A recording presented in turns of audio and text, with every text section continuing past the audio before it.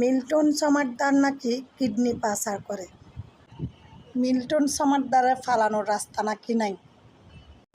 আপনাদের অনেকের কথা, আপনারা কি মনে করেন কিডনি কি এত সোজা কথা যে একটা কিডনি চাইলে আমরা কাউকে দিয়ে ফেলতে পারবো? সম্ভব না।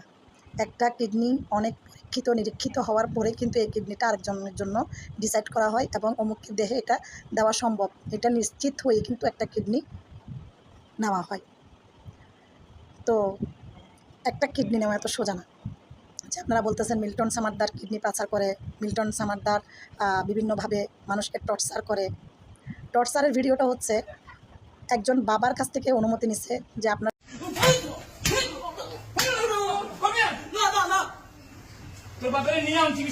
মৃত্যু সংবাদ মৃত্যুর কথা বলছি, কয়েকদিন জানাতে দিতে পারবো না।